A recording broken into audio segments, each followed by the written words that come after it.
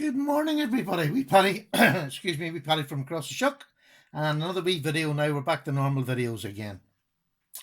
And I was just sitting in the chair having a cup of tea. My wife's been away babysitting, and this just came into my head. The other night I was on another channel and I was getting into a discussion about cheap knives and why I buy them and the reason I buy them. And I was getting a bit fed up with people just knocking clones all the time and why should people buy them?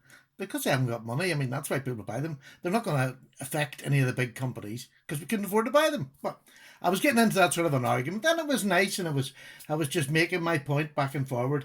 And then I was told because of my sentence forming, I was not literate enough to read or follow any, shall we say, complicated written laws. So anyway, I got a bit upset, I have to say, to be honest. A bit uptight. I thought there's no need for that, really. But I just stopped the conversation then because there's no need. The man had lost the argument by then. So what brought into my head this morning, though, was we were talking about that, and can you compare a Ganzo to a Benchmade? As in, can the Ganzo fulfill a role that a good Benchmade? Everybody knows I love Benchmade. And this bug out sort of has got to me recently. It's brought out, it's supposed to be a light knife that you throw in your bug out bag or take camping or take hiking, and that's fine. I think it's a great idea. It's a beautiful looking knife, absolutely stunning. It's got 30V steel, which I was watching Bird's video this morning. He was saying that 30V is chippy. Right, fine, okay. And he thought they should have put S35V in because it's obviously less chippy and a better steel to put into it. Because if you put it in a bug out bag, which I suppose is the intended purposes because that's what they called it, you don't want a chippy knife. You want a knife that's going to last you and that you can repair easily. And I'm tending to find it now, an awful lot of knife collectors and even knife users are not that great at freehand sharpening. Because there is a knack to it, and you have to put in well, as I'm finding out, I'm no expert at all. I'm just finding out you have to put a lot of time in practicing to do it. So I thought, there's two knives in front of you here, sitting in front of that Benchmade, and to be perfectly honest, I think Benchmade have copied Ganzo. No, I don't.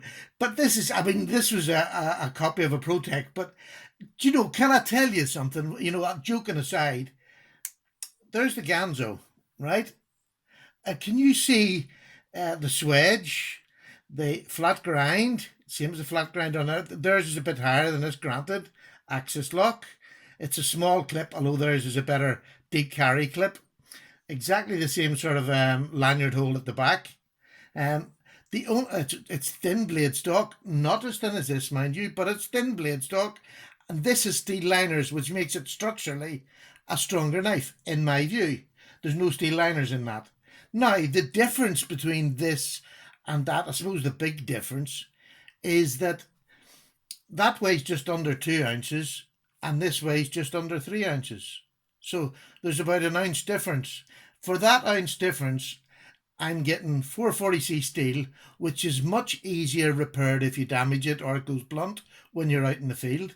It's got steel liners, which structurally makes it a better knife to do a bit of hard work. They're only small knives. And 440C has been proven over the years to be a good steel. Never mind a budget steel, it's just a good steel. At one stage, it was the top steel. But it's still a good steel, and it's easy to resharpen. It's easy to keep a keen edge on it just by stropping it in the jeans. So, can it compare to the Benchmade? The weight difference, an ounce. If an ounce is going to bother you, you've got some problem. Stop running away, because it's going to be too heavy. But I look at that, and the design is so similar. I'm even going to, if I put it up, I'll get the next picture up of it. There we go. You can get this in the G10 or the carbon fiber, which I think looks much more attractive than that. But the blade looks, if I put that over there, can you see how close they are together, how close they are looking? Just that higher grind on there, but it's got the swedge, it's got the flat grind, And this is as sharp as you like. You can get 440, you can get a really keen edge on. So if you were going to have a bug out bag, now there is a bit of a difference. That's $115 I found out this morning, just about everywhere in America. Let me take you back here to the description. Over in the UK, this is Heinnie Haynes, which is one of the big companies. They're one of the companies over here I know I'm going to get a genuine deal off. There is some dodgy ones. We're not as knife savvy as you are in the States or Canada or in a lot of other places. It's £149, which is nearly 200 quid for a bug out over here. So this cost me about $15. This cost me about $16.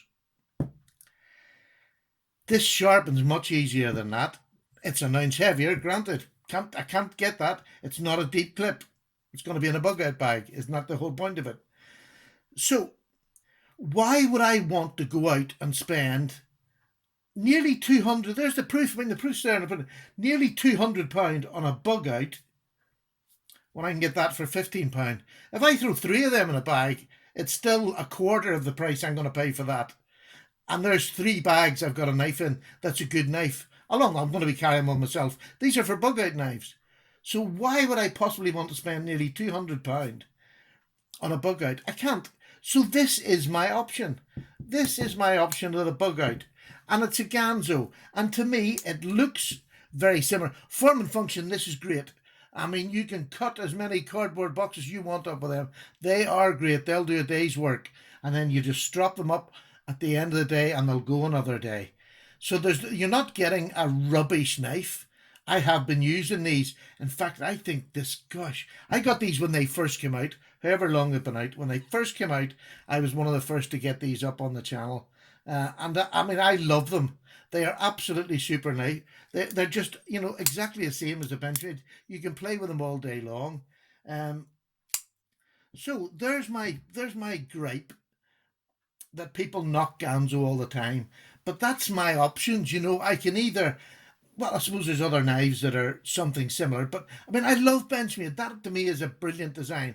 But it's not that far away from this design. And I've got a choice of 4 different colours with this one. You get one choice with that. So far, I'm sure there will be more. My blade steel is easier to sharpen than that. If you're not a freehand sharpener, you want something that's really easy, that you can pick a rock up. And I know I can do that in a rock and it's fine. I'll get a working edge and work well with it. I don't know if I can do that with the blade steel on that, the S30V. Maybe somebody can tell me it's as easy as 440. I don't know. I really genuinely don't know.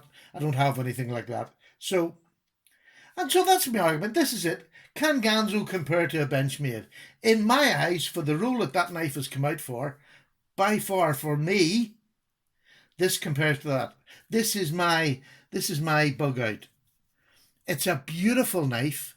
It costs $15, and I can fill every pack I have in the house, every pack of my wife's, every pack of my children's nearly, for the £200 it'll cost me to get that. I can have a knife in all them bags. That is a good knife. It is a good knife. So there we go. Ganzo, in my view, can compare with Benchmade. Price, design, they look nearly similar. And they've got all this is stronger intellectually, I think, stronger with the steel liners. So that's my choice. If I had a choice to pay £200 for that, to me, I'm sorry, they just priced themselves out. But also, function-wise, if I'm going to throw something in a bag and not use it until, if there is ever an emergency, why would I want £200 invested lying in a bag when a $15 knife that's a good knife can just be lying there instead of £200 tied up? Or $115, what's the difference? $115 tied up in a bag that you might not ever use, for real. Why would you want to? Stick one of them in it. And if you haven't tried one, the argument's a bit silly. You have to try one. You have to put one of these in hand and think, my goodness, that is a nice knife.